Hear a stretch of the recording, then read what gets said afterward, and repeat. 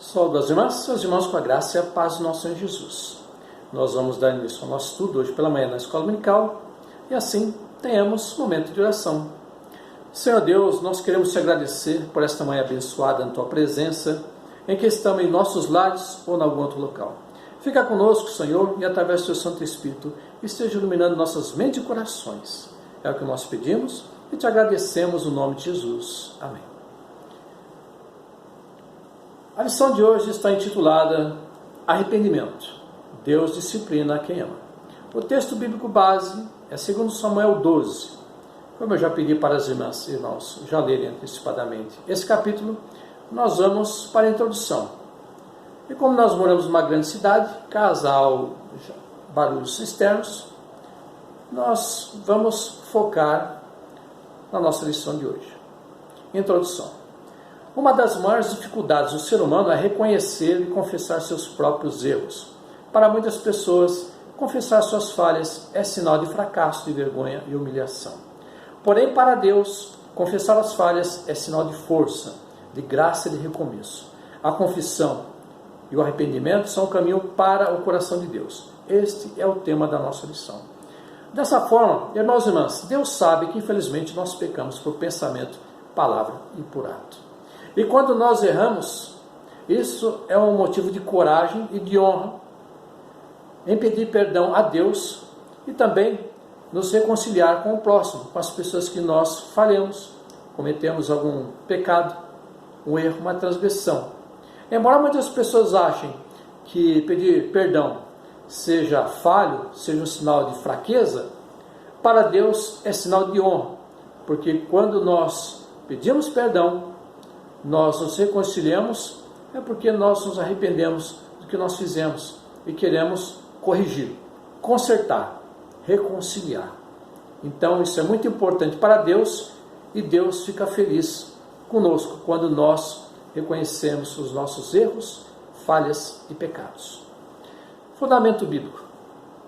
O texto em destaque nos apresenta Davi em sua experiência com a cobiça e o quebrantamento. O capítulo 12 de 2 Samuel é parte final de uma história que começa no capítulo 11, com o relato do adultério do rei. Assim como Jesus, Mateus 13:34, o profeta Natã se utilizou de uma parábola para exortar a Davi. Consciente de seu papel profético, de denúncia do pecado e anúncio da justiça, Natã conta a sua história. Nós conhecemos muito bem o que nós lemos aqui, que Deus revelou ao profeta Natã o pecado que o rei Davi havia cometido, o pecado do adultério e também que ele foi instrumento na morte do marido da Batseba, a Urias. Então, nós observamos aqui o rei Davi errando novamente, e Deus revela a Natã para que Natã pudesse fazer com que o rei Davi percebesse o mal que ele havia feito e que o mal estava agindo terrivelmente em sua vida, porque um pecado estava gerando outro pecado. Como diz a palavra, um abismo gera outro abismo. E se a raiz não for cortada, irmãos e irmãs, teremos um grande problema. Fundamento bíblico, agora o segundo parágrafo. Ao ouvir a exposição da parábola, Davi, como rei, julga em favor da pessoa pobre e sentencia o homem rico à morte. No entanto, quando convencido do seu pecado, percebe-se tão perverso e pecador quanto o homem rico. Ao ter seu pecado diante de si, reconhece que não há mais como esconder-se. Tudo que fora possível fazer para encobrir o seu pecado, ele já tinha feito. Enganou e matou Urias e casou-se com Batseba. Agora era preciso encarar a verdade. O que nós temos aqui é que Natã usou uma parábola, como Jesus também fazia para ensinar seus discípulos, utilizava de parábolas. Natã aqui conta um caso de um homem rico que tinha um grande rebanho e resolveu pegar o único animal de uma pessoa pobre para matar e fazer um banquete para seus convidados. O rei Davi, ao ouvir isso, ficou com o seu interior em chamas.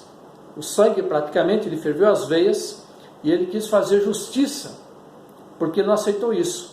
É quando Natã revela que essa pessoa era o rei Davi, que tendo harém de mulheres, tomou para si uma mulher casada e ainda foi instrumento de morte na vida de Urias. Ele pensou que todo o negócio estava escondido, um pecado gerou outro pecado. Ele vê a mulher, ele teve a cobiça. A cobiça fez com que ele trouxesse a mulher, ele dormiu com a mulher, se relacionou com ela, e ela, tendo engravidado, deu um jeito de que Urias ficasse com ela, mas ele não ficou com ela, e aí ele deu um jeitinho, que a gente poderia até dizer um jeitinho brasileiro, de que Urias fosse morto, para que o negócio ficasse escondido. Mas as pessoas hoje podem enganar, todas as pessoas podem viver uma vida de mentiras e enganos, mas não se engana a Deus. Ninguém consegue enganar Deus. Davi tentou e se complicou. Próximo parágrafo. A cobiça surge em Davi à medida que ele dá espaço para a falta de compromisso. Era a época de ir à guerra e ele escolheu passear no terraço. 1 Samuel 11:1. Não queremos dizer que o lazer seja maléfico, de forma alguma. A questão está no fato de que Davi perdeu de vista a sua função. Além disso, ele não precisava ter Batseba, tinha um harém ao seu dispor, mas preferiu desejar o fruto proibido. Afinal, ele era o rei e podia ter tudo o que quisesse. Um rei ungido por Deus não pode usar o seu poder em benefício próprio, especialmente quando isso implica no sacrifício e na morte de outras pessoas. O que temos aqui no episódio de Davi é que enquanto o seu exército estava em combate, ele resolveu ficar um tempo no palácio, descansar, ficar por ali, e ele tinha um harém a seu dispor e cobiçou a mulher do próximo, cometeu uma grande falta aí. Ele, tendo sido escolhido por Deus, acabou se utilizando do que ele tinha com segundas intenções para obter algo que não lhe era devido. Infelizmente, há muitas pessoas que estão fazendo isso hoje. Estão se aproveitando do que tem em detrimento das pessoas à sua volta. Foi o que Davi fez. E isso foi revelado a ele, por Deus através do profeta Natã. Ele deu vazão. Ele acabou se deixando enlaçar, caindo numa armadilha, pecando e cometendo outro pecado. Ele foi dando vazão, foi dando espaço, brecha, e o mal foi agindo. É isso que acontece. Devemos tomar cuidado. Abismo chama outro abismo. Um pecado leva a outro. Devemos tomar cuidado. Próximo parágrafo. Ao encarar a verdade, Davi se quebranta e se arrepende. Uma expressão de seu quebrantamento é o Salmo 51. Pequei contra ti somente, e fiz o que é mal perante os teus olhos, de maneira que serás tido por justo no teu falar e puro no teu julgar. Versículo 4. Duras foram as consequências do pecado de Davi, a morte de seu filho e a desarmonia em sua casa. Mas em nosso estudo, o foco está na postura arrependida de Davi, que provocou nele mudança de atitude. Ele se volta para Deus, prostra-se, jejua e diante da morte não se revolta, mas obedece e vai adorar a Deus, porque se reconhece totalmente dependente de Deus. Foi o que aconteceu. O negócio foi descoberto. O filho que foi gerado acabou morrendo. Davi estava jejuando, orando, pedindo que nenhum mal viesse à criança, mas a criança morreu. Ele se arrependeu. Ele reconheceu o mal que havia feito, se arrependeu e buscou a Deus. Diante de todo o mal, após o arrependimento, ele acabou tendo uma nova vida e assumiu Batseba como sua mulher. Próximo parágrafo. O rei Davi já não quer viver pelo seu prazer, senão pela direção do Senhor, que misericordiosamente o perdoou e acolheu. Agora ele pode mudar suas vestes e comer o pão que dá vida. É o Davi disciplinado, ciente de sua pequenez, que ensina a seus servos que não se deve ir contra a vontade do Senhor. O Davi consolado consola Batseba. O que temos aqui, não devemos julgar. As pessoas infelizmente erram por pensamento, palavra e por ato. Mas quando há um arrependimento de fato, em que há contrição, uma mudança interna, não devemos julgar as pessoas. porque Deus é onisciente, Deus sabe se realmente houve um arrependimento interno, se houve uma mudança. E quando há arrependimento total, podemos observar nos atos, nos frutos das pessoas. Jesus mesmo disse que nós conhecemos as árvores pelos frutos. Quando há arrependimento de fato, há uma transformação, uma nova criatura surge e a pessoa muda completamente. Então não devemos julgar. Palavra que ilumina a vida. A riqueza desse texto nos traz as mais diversas interpretações. São muitos os pontos que podem ser destacados para iluminar a nossa vida. Mas, diante da intenção desse texto, enfatizaremos o arrependimento de Davi. O que podemos aprender? Disse Jesus: por que vês o argueiro, ou o cisco, no olho do teu irmão, e porém não reparas na trave que está no teu próprio olho? Mateus 7,3. A atitude de Davi, diante da parábola de Natã, ilustra bem as palavras de Jesus. Um coração não arrependido está disposto a acusar sem escrúpulos e cuidado. Natã apontou o erro de Davi, mas não fez em tom acusatório, senão com o desejo de reconciliar Davi com Deus.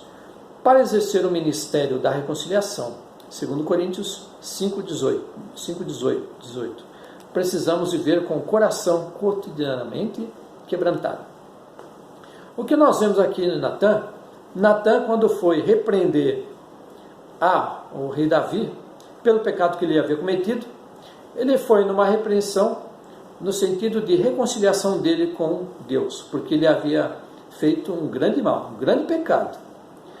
Natã não foi na intenção de dizer: eu te disse ou não disse? Ele não foi para ficar apontando o dedo em Davi dizendo: eu não te falei? Você não tomou cuidado? Você isso, você aquilo? Ele não foi no sentido de ficar acusando a Davi, ficar apontando, ficar lembrando muitas coisas. Ele não foi no sentido de ficar diminuindo o rei Davi.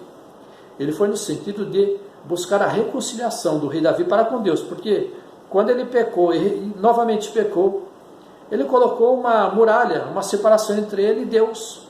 Ele havia feito um grande pecado, um grande mal. Natã foi nesse sentido, de que houvesse uma reconciliação do rei Davi para com Deus. E ele conseguiu, porque observamos aqui a atitude de arrependimento do rei Davi. Ele se arrependeu e buscou se consertar. Nós também, Deus tem nos dado a possibilidade de nos consertar, de nos reconciliar com Ele. As pessoas não devem ficar julgando, ficar apontando o dedo, porque, infelizmente, todos nós falhamos por pensamento, palavra e por ato. Quando ficarmos sabendo de alguém que cometeu algum mal, algum pecado, oremos, vamos interceder, pedir a Deus por ela, em Cristo Jesus. Próximo parágrafo. Martinho Lutero afirma que, se você não sentir mais pecados, então certamente já está amortecido por eles. O arrependimento é justamente o movimento contrário à permanência do pecado. Ele é fruto da graça de Deus, do amor divino que não nos olha com olhos humanos. Em nossa humanidade, julgamos quem peca. A graciosidade divina acolhe, educa, disciplina e restaura quem peca. Quebrantar-se, mudar de atitude, não deve ser motivo de vergonha. Ao contrário, é mostrar que não se conforma com o pecado. É buscar o perdão com a ousada confiança no amor de Deus. Algo que Martinho Lutero observa aqui é o seguinte: as pessoas, quando começam a pecar demais, o pecado começa a se tornar algo natural, chega uma hora que ela nem sente mais, é algo amortecido, se torna algo natural. Se alguém disser para ela que está em pecado, ela não vai reconhecer, não vai dizer que está em pecado, porque para ela se tornou alguma coisa natural. É um cuidado que nós devemos tomar, devemos nos arrepender. Quando nós errarmos, falharmos, devemos arrepender e pedir o perdão a Deus e nos reconciliar. Porque se nós deixarmos de lado, nós vamos continuar pecando. E quem peca vai superabundando em mais pecados, vai caindo no abismo, um abismo chamando outro abismo. E nós devemos cortar o mal pela raiz. Pecamos, vamos pedir perdão, vamos nos reconciliar com Deus e com o próximo. É muito fácil a gente errar contra o próximo e depois não reconciliar com ele. São pessoas que vão ficar sentidas conosco. E nós devemos nos reconciliar. Quando errarmos, pecarmos, transgredirmos, vamos nos reconciliar, nos arrepender e pedir o perdão de Deus. É o que nós temos aqui. Não devemos viver uma vida em pecados. Devemos acertar mais e errar menos. E Deus está conosco. Deus está do nosso lado. Por isso precisamos pedir a Deus: Deus, continua agindo em mim, através de mim, e me mostra, Senhor, quando eu errar, me mostra, para que eu saia disso, não continue nessa prática, eu possa me libertar. Próximo parágrafo. O quebrantamento provoca mudanças. A partir de um movimento interior, as atitudes são transformadas. O verdadeiro quebrantamento não é arrependimento sem compromisso. Ele deve nos levar a nos prostrarmos diante de Deus, mas também a nos levantarmos confiantes na graça e amor divinos, desejando comer o pão da vida, que alimenta não a cobiça, mas o desejo de estar no centro da vontade de Deus. Quando há quebrantamento, há mudanças. Nos tornamos uma nova criatura. Quando reconhecemos os nossos erros, falhas e transgressões e nos arrependemos, nós nos reconciliamos com Deus. Há um quebrantamento. Nos transformamos numa nova criatura e podemos ter um testemunho de vida digno na sociedade e no mundo que nós vivemos. Deus, Ele está agindo em nós e através de nós. E é algo que Ele tem nos mostrado. Ele nos mostra. Quando nós erramos, falhamos, nós sentimos lá dentro. Deus aponta. Ele diz: você errou. É o momento de nós nos arrependermos e pedimos perdão. E nos corrigimos. Não praticarmos mais. Nós devemos acertar mais e errar menos. Buscar a presença de Deus e nos afastar de tudo aquilo que possa nos levar a pecar, a errar. O maligno tem tentado seduzir as pessoas, tem conseguido. Tem levado as pessoas ao erro, ao pecado. Devemos tomar um cuidado muito grande, meus irmãos e minhas irmãs. Próximo parágrafo. Entre idas e vindas da nossa relação com Deus, estão a cobiça e o quebrantamento. A cobiça nos afasta de Deus, porque nos retira do centro da sua vontade. Ela é a mais perversa do que o desejo. Na cobiça, por algo, podemos agir sem nenhum pudor para atingir o que desejamos. O quebrantamento surge quando damos ouvidos ao clamor do pudor, da ética e dos valores, da preservação da vida e da dignidade, seja nossa ou de outra pessoa que foi enredada por nossas cobiças. Quando a cobiça encontra raiz em nosso coração, o quebrantamento é enxada para a retirada. Quebrantar-se é dar espaço à repreensão de Deus, por saber que Ele disciplina a quem ama. Isso é maravilhoso saber. Deus disciplina a quem Ele ama. E, se nós começarmos a errar, a pecar, a cobiça é um instrumento maligno que tenta destruir a nossa comunhão com Deus e nos leva ao pecado. Davi caiu numa cobiça e nós devemos tomar um cuidado muito grande para não cobiçar as coisas do próximo. Se nós não temos condições de ter algo que o nosso próximo tem, vamos fugir dessa armadilha. Vamos fugir, porque senão isso pode gerar um mal terrível. De querer ter, de desejar e acabar fazendo alguma bobagem para obter algo igual ou melhor. Foi o que aconteceu com o rei Davi. Ele cobiçou e essa cobiça o levou a pecar gravemente. Levou a tomar a mulher do próximo e também ser um instrumento da morte dele. Ele se arrependeu. Deus foi até ele através do profeta Natã e levou o arrependimento e houve mudança de vida. Assim não devemos julgar. Devemos aprender com os erros de Davi, para não cair nos mesmos erros, nos afastar da ação maligna. Próximo parágrafo. Ora, na vossa luta contra o pecado ainda não tendes resistido até o sangue estáis esquecidos da exortação que como filhos discorre convosco. Filho meu, não menospreze a correção que vem do Senhor, nem desmais quando por ele é reprovado, porque o Senhor corrige a quem ama e açoita todo filho a quem recebe. É para a disciplina que perseverais. Deus os trata como filhos. Pois, que filho há que o pai não corrige? Hebreus 12, 4-7. Isso é uma grande verdade. Nós erramos, nós falhamos. Todos nós já fomos crianças um dia, adolescentes e jovens, que em algum momento nossos pais nos corrigiram, nos chamaram a atenção, nos alertaram, nos deram algum castigo, pensando no nosso bem. Porque quem já quebrou a cara, quem já se deu mal, já teve uma experiência triste por ter feito algo que não devia, acaba passando para o próximo e também para o seu filho e sua filha. Olha, não faça isso porque eu fiz, não deu certo. Trouxe péssimas consequências, prejuízo e dano. Assim devemos tomar um cuidado muito grande. Deus, em seu infinito amor, também nos disciplina. Ele busca nos corrigir. Essa é uma das formas que Deus nos corrige, usando um instrumento, no caso alguém, para nos revelar o mal que nós fizemos, o pecado, para que nós nos arrependamos e nos reconciliemos com Deus e com o nosso próximo. Conclusão. Davi traiu a Deus e as pessoas. Ele enxergou Batseba não como uma pessoa, mas como uma mercadoria disponível. O arrependimento gerou a confissão da traição e o consolo da mulher que perdeu o filho, segundo Samuel 12:24. O adultério é um tema muito importante a ser discutido.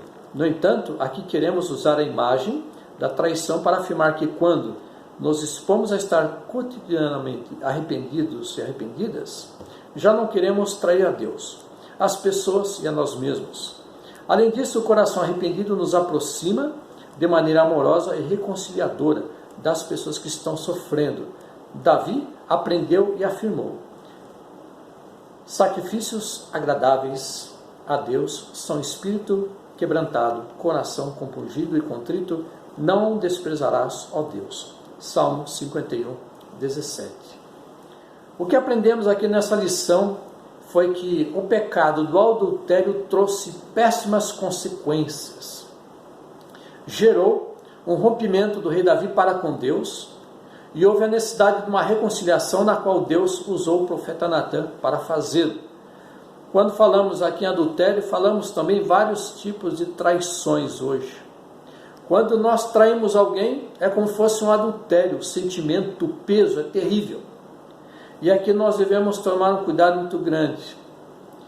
Davi caiu como presa nas mãos da cobiça, tomou a mulher de Urias e ainda se tornou instrumento na morte dele. Mas quando ele foi repreendido, ele se arrependeu porque ele reconheceu o mal que havia feito. Davi estava como uma pessoa cega que não conseguia enxergar nada. Estava se sentindo como alguém preso à escuridão. E Natã foi um instrumento para tirá-lo da escuridão, das portas escancaradas do inferno, da ação maligna. Se arrependeu e buscou se corrigir, se reconciliar com Deus e reconhecer a Batseba, a qual ele havia feito mal, ao tomá-la como esposa. Devemos tomar um cuidado muito grande. O pecado jaz à porta. O mundo, com as suas sedições, aliás, instrumentos que seduzem, o mundo apresenta muitas possibilidades para nós e devemos tomar um cuidado muito grande para que não nos tornemos presas e não caímos em alguma armadilha, alguma artimanha. E aí o prejuízo será grande. Vai gerar pecado e o pecado traz consequências sérias, prejuízos, danos materiais, emocionais, físicos, espirituais. Tomemos um cuidado muito grande em relação a isso. Devemos aprender. Com os erros das pessoas que nós observamos nas Escrituras, nós devemos aprender a não cairmos mesmos, acertarmos mais e errarmos menos. Para nós refletirmos durante a semana, temos o seguinte: mesmo os mais vigilantes na guarda da verdade, que se encontram apenas meio crucificados para o mundo, porque a raiz má ainda permanece em seu coração. É um dito de John Wesley. Qual o valor do arrependimento em um coração que ainda tem em si uma raiz má? Possamos refletir aqui nesse pensamento de John Wesley e sobre a consequência. Devemos cortar a raiz enquanto é cedo. Oremos. Senhor Deus, nós te agradecemos pelo estudo de hoje, por esse momento em que podemos aprender um pouco mais das Escrituras através dessa lição. Fica conosco, Senhor, no decorrer do dia. É o que nós pedimos e te agradecemos, no nome do teu Filho Jesus, que nos ensinou a orar dizendo: Pai nosso que estás nos céus, santificado seja o vosso nome. Seja feita a tua vontade, assim na terra como nos céus. Perdoa, Senhor Deus, os nossos erros. continua agindo em nós. Assim, Senhor, nós temos nos arrependido dos pecados que nós cometemos e temos buscado a Tua presença. Corta o mal pela raiz, Senhor. Que possamos enxergar a cada momento, através da Tua palavra, o que nós devemos cortar. Possamos ser bênção em Tuas mãos, como Teu Filho Jesus nos ensinou e continua a nos ensinar. Te agradecemos nesse momento. No nome do Teu Filho Jesus. Amém. Recebamos a bênção do Senhor e a paz que excede toda a compreensão.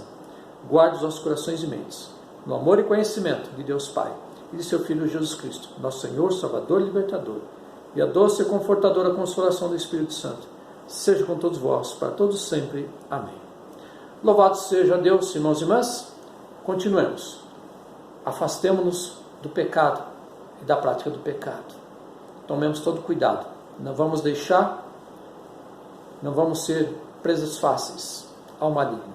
Que Deus abençoe no decorrer do dia e da semana. Amém.